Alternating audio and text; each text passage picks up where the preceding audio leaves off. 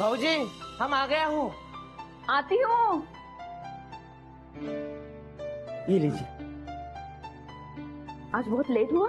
हाँ भाऊजी, क्या करे, शहर के सारे रास्ते खराब है, इतने खड्डे और सब जगह पानी भरा है। हम तो परेशान हो गए हैं। भाऊजी हाँ हमने सुना है अपनी नई गाड़ी आ गई है। हाँ हाँ, कभी बच्चे को लेके आओ, घुमाने ले जाएंगे। अरे भाऊजी आपने बोल दिया, हमको बहुत अच्छा लगा। हाँ। आपने देखी गाड़ी? हाँ वो वॉचमैन दादा ने बताई ना दूर से। रुको, क्या कर रही है भाऊजी? ये लो, अरे बच्चों को दो। हाँ भाऊजी। मालिक दादा, वहीनी, कैसे हो राम प्रसाद? बहुत बढ़िया दादा, आप कैसे हैं? बढ़िया। यहाँ ना, यहाँ या ये वहीनी। भाऊजी हम आते हैं। हाँ, बच्चों को दो। हाँ हाँ। किती दिवसांनी आला? झालो, तुझी आठवण आली आलो. हाव ना, मग बस चहा मांडते तुझ्यासाठी. अगं कुठे चहा करत बसतेस बाले, थांब आपण गप्पा मारत बसूया. कशाला काय कशाला. दादा, प्रमोशन मिळाल्यापासून तू एकदम छान दिसून राहिला, एकदम फ्रेश आणि एकदम स्मार्ट. मग भाऊ गुणाचा आहे.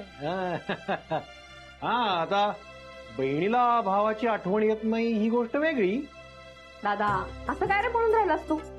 आता कामाच्या गडबडीत कधी कधी फोन नाही होत, पण आता मला तुमची खूप आठवण येते बरं. सारखा म्हणत असतो मामाकडे जायचंय, मला सुजय बरोबर खेळायचंय, मामी कुठे? हो ना, अगं सुजय पण आठवण काढत होता. मुलांना खूप आहे का एकमेकांचं. आता वहिनी असणारच ना, भाऊ आहेत ते.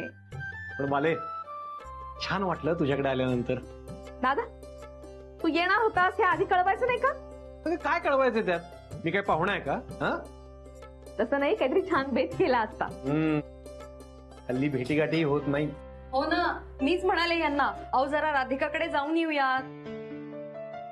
बरं झालं तुम्ही आलात. राधिका, खरंच खूप छान वाटलं ग तुझी प्रगती ऐकून.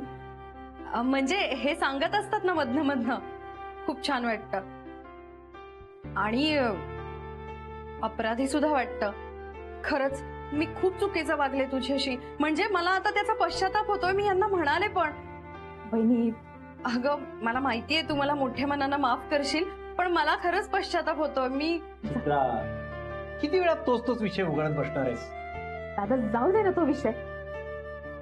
मी आधी तुमच्यासाठी चहा मांडते.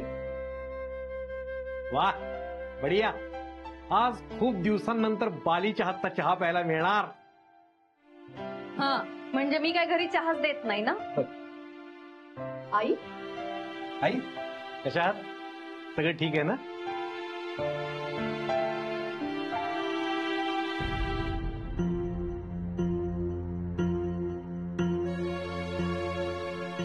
बाले काय झालं? अशा का निघून गेले? राधिका, काही घडलंय का? बाले काय झालं सांग मला. दादा तुम्हा सगळ्यांच्या नाकावर टिचून मी शनाया बरोबर एंगेजमेंट करणार आहे.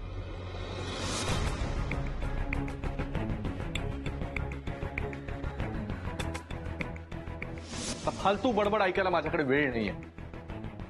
सरळ सरळ सांग, मला मदत करणार आहेस की नाही? नाही. आत्ताच म्हणालीस ना नवऱ्याशी काही संबंध नाही म्हणून, आणि नाव मात्र त्याचंच लावतेस. आजपर्यंत तुम्ही माझ्याकडे डिवोर्स मागत होता, आज मी तुमच्याकडे मागते. मला डिवोर्स हवाय गुरुनाथ सुभेदार.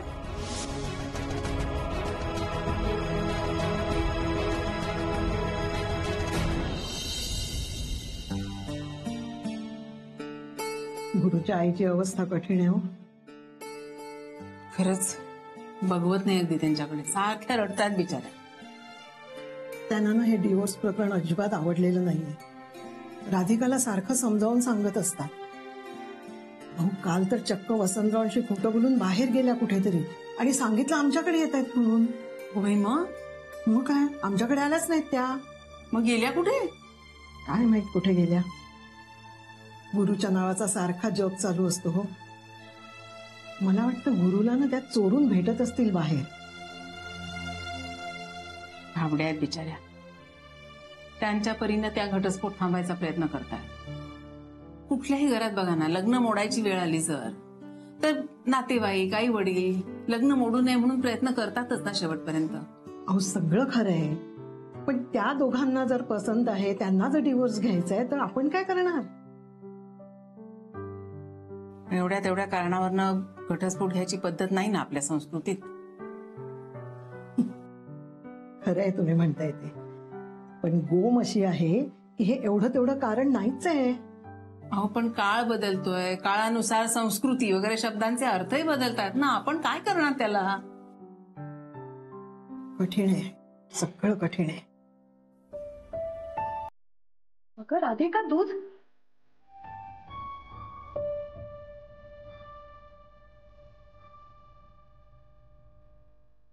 बाबा, माझ्यापुढे पर्याय नव्हता.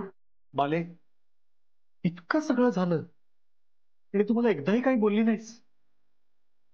दादा, तुलाही कामं असतात, तुलाही तुझे व्याप आहेत. प्रत्येक वेळेला तुला कुठे त्रास द्यायचा?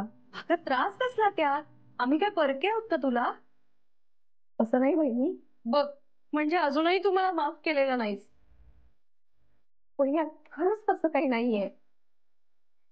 बाले, तू जो निर्णय घेतलायस तो योग्यच आहे. खरं तर तू खूप उशीर केलायस डिवोर्स द्यायला. या आधीच तू त्या नालायक माणसाला तुझ्या आयुष्यातून फेकून घ्यायला हवं होतंस. बापरे, राधिका डिव्होर्स देते तर ठीक आहे. सध्या पैसा हिच्याकडेच आहे. आपण राधिकाच्या बाजूने उभं राहायला हवं, त्यातच भलं आहे. भले, मी तुझ्या सोबत आहे. केव्हाही गरज लागली तर अर्ध्या रात्री मला बोलव, दादा येणार. दादा, मला खात्री आहे रे. खरंच राधिका, तू अगदी योग्य निर्णय घेतलायस डिव्होर्सचा. ती शनाया अगं तशीच आहे. नाही म्हणजे मध्यंतरी तिची साथ दिली त्याचा मला पश्चाताप होतोय, पण आता पाच चित्र आता झालं ना ते. आता नव्यानं सुरुवात करूया. आम्ही आहोत तुझ्या सोबत. तुम्ही आहात ना माझ्या पाठीशी, मग बस झालं. आता मला कोणत्याच गोष्टीला घाबरायची गरज नाही. हो बाले, तू काही चुकीचं वागणार नाहीस मला माहितीये. पण राधिका, तुझ्या सासूबाई नाराज झालेल्या दिसतायत. नाराज नाही, दुःखी आहेत. कितीही झालं तरी मुलगा आहे का त्यांचा. बाले, मी जरा जाऊन येतो, त्यांच्याशी बोलून येतो.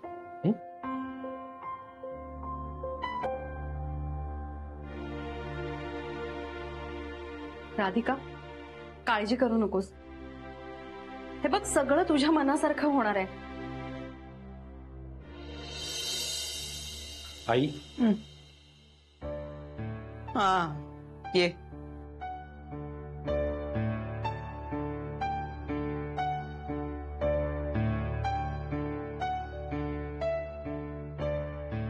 आई कशा आहात? कशी संभा? मला माहिती आहे तुम्ही नाराज आहात, पण मला पालीने आत्ताच सगळं सांगितलं. मग आता तूच सांग ना, कशी मी? आई, मला माहिती आहे हा डिवोर्स होणं तुम्हाला आवडणारं नाहीये, पण बाली तरी किती दिवस सहन करणार हो? आणि आता ती तिच्या मतांवर ठाम आहे. ती समजावून सांग ना तू. सांग म्हणाव, काऊन बरं एवढा टोकाचा निर्णय घेते? काऊन घटस्फोट घेते? अहो, पण गुरु कसा वागला तुम्हाला माहिती आहे ना, नाहीतर आपली बाली असं वागेल का? मला माहित आहे ना, म्हणूनच तर खूप मनापासून वाटते हे नातं टिकून राहावं. अहो, पण पुढे काय भविष्य या नात्याचं? तो गुरुनाथ तर त्या बैताडाबरोबर एंगेजमेंट करून बसला. त्याने 4 चौघात बालीला सांगितलं तुझा माझा काही संबंध नाही म्हणून. पण मग बाली तरी कुठली आशा ठेवून हे लग्न टिकवणार? हे बघा, त्याला बाली सोबत संसार करायचा नाही, त्याला इथे यायचंही नाहीये, ना बायकोसाठी ना पोरासाठी. बाली त्याचं नुसतं नाव लावून काय करेल? हे बघा, त्याची इच्छा नसताना त्याच्यावर हे नातं जबरदस्तीने लादण्यात काही अर्थ नाही. मी समजावे ना गुरुला, होईल ना सगळं नीट. आई, तुम्हाला खरंच वाटतं तो समजून घेईल? आणि असं जबरदस्तीने समजून घेतलं तर या नात्याला काय अर्थ आहे? तुमचं घर परत पूर्वीसारखं हसतं खेळतं होणार आहे का? आणि बाली या सगळ्या गोष्टीमुळे परत पूर्वीसारखं वागेल असं मला वाटत नाही.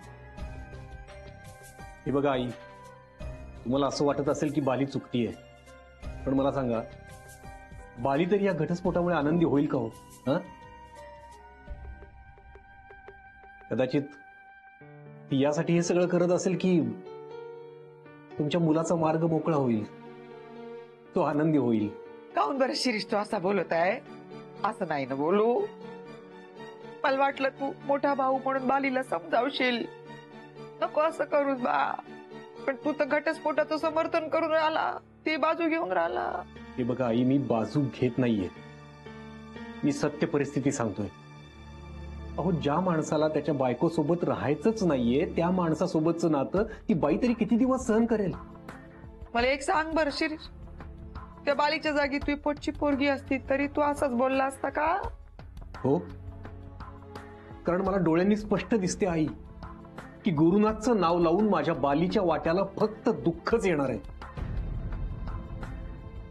माफ करा आई, पण मीही तुम्हाला हाच प्रश्न विचारतो.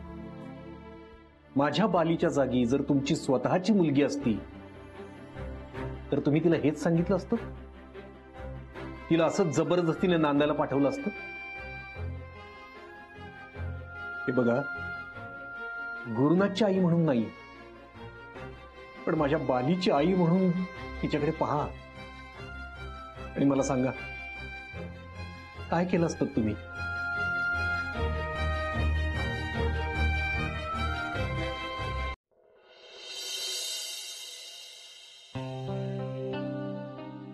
काय झालं? हॉलिडे का? आज गेला नाहीस तू ऑफिसला? नाही. मग काय नाही जायचं ऑफिसला? काय करू ऑफिसला जाऊन? नवीन कॉन्ट्रॅक्ट नाहीये, आधीच्या कामांचे 12 वाजलेत. काय स्टाफच्या चेहऱ्याकडे नुसतं बघत बसायचं का? त्यात एक से बडकर एक असे नमुने भरून ठेवलेस ना तू. गॅरी, आता तू म्हणजे ते आता जाऊ दे. एक जण शहाणा नाहीये त्यातला. तर त्याच्यात ते महाडी कधी येऊन सरप्राईज व्हिजिट देतात. काय करायचं ऑफिसला जाऊन तरी? I hate those oldies. That Mahadik too and that Rajwade also. ठीक आहे, बेटर वे तू नकोच जाऊ ऑफिसला. आज आपण छान मूवीला वगैरे जाऊ, तुला बरं वाटेल. ए नाही प्लीज, मला कुठेही येण्यात इंटरेस्ट नाही. शाना, ते या डिवोर्स प्रकरणानं ना डोक्याचा फार भुगा झालाय माझ्या. त्याच्यात आता कोण आहे? ऍडव्होकेट देसाईंचा मेसेज आला. राधिकाला आज आपण नोटीस पाठवली. अरे यार, म्हणजे नक्की काहीतरी गडबड होणार आज. गडबड काय होणार? तिनं आपल्याला नोटीस पाठवली, त्याच्यात आरोप केले, त्याचं आपण उत्तर पाठवतो. That's it. आता कळेल राधिकाला स्वतःवर आरोप झाल्यानंतर कसा राग येतो ते. दादा, एकच वाईट वाटतंय, या सगळ्याचा अथर्वच्या मनावरती खूप परिणाम होऊन राहिला. बाले, तुला एक सुचू? या कोर्ट कचेऱ्या होईस्तोवर मी अथर्वला माझ्याकडे घेऊन जातो. का? नाही, त्याची काही गरज नाही. अरे अगं नाही ग, या केसचं टेन्शन घरात राहणार, सारखी चर्चा होणार. त्यात तुझ्या सासूबाई नाराज आहेत, त्यामुळे तीही कुरबुर सारखी सुरू राहणार. त्याच्यावर उगाच वाईट परिणाम व्हायला नको. मी खरंच घेऊन जातो त्याला माझ्याकडे. बाले, असं काय करतेस? मी घेऊन जातो ना. तुझा माझ्यावर विश्वास नाही का? तुझा माझ्यावर विश्वास नाहीये का राधिका? हे बघ, मी खरं सांगते, झालं गेलं विसरून जा. मी अथर्वची सुजेपेक्षा जास्त काळजी घेईन. हा, कुणाची शपथ घेऊ आता? वहिनी, हे शपथा काय घेऊन राहिलीस? नाही, तुमच्या दोघांवरती विश्वास नाही असं नाहीये, पण अथर्व कसा माहितीये ना, दिवसभर तो कुठेही कसाही राहील, पण संध्याकाळ झाली ना का त्याला आई लागते. मी जोपर्यंत दिसत नाही ना तोपर्यंत चैन पडत नाही त्याला. जीव कावरा बावरा होतो त्याचा. नाही, नको, त्याला नाही करमणार. बरं ठीक आहे, पण थोडे दिवस तरी नेतो ना बाले, निदान आठवडाभर तरी. बरं, ते आपण बघूया. कुरिअर. एक मिनिट.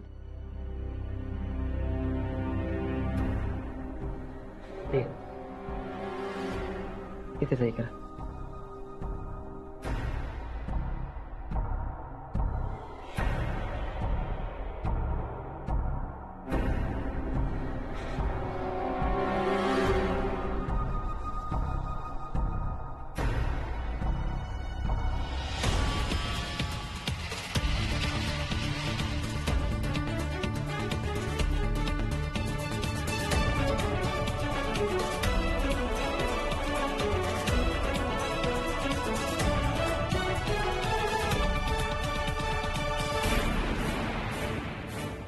काय झालं बाले?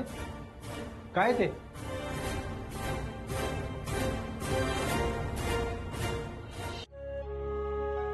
बाले काय झालं? दादा त्यांनी नोटीस पाठवली. राधिका तूच वाच काय लिहिलंय ते.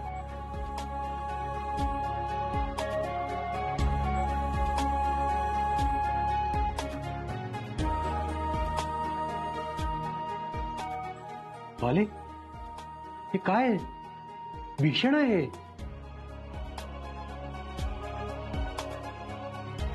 आई आई बाहेर येता का?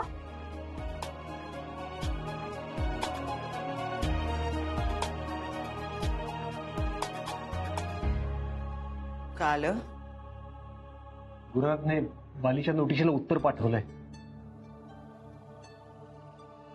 अरे शिरीष केव्हा आलास? अर्ध्या तासापूर्वी. हा कसा आहेस?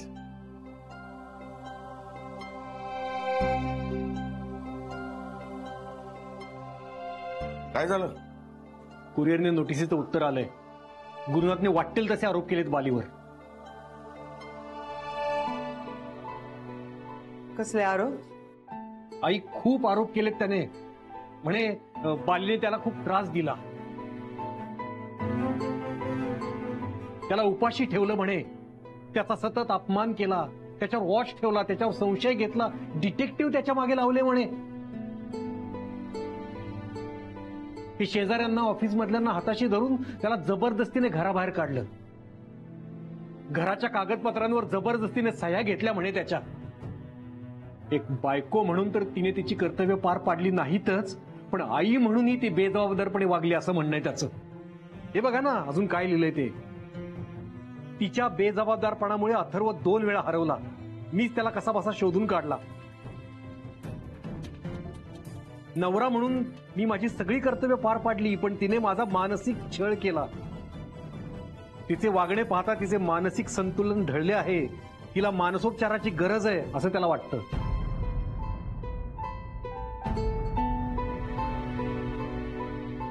शरम नाही वाटली असले आरोप करताना त्याला? तुला खूप पुळका होता ना तुझ्या पोराचा? बघ बघितले ऐकलंस किती घाणेरडे आरोप केले सुनबाईवर. लाज वाटायला पाहिजे होती त्याला.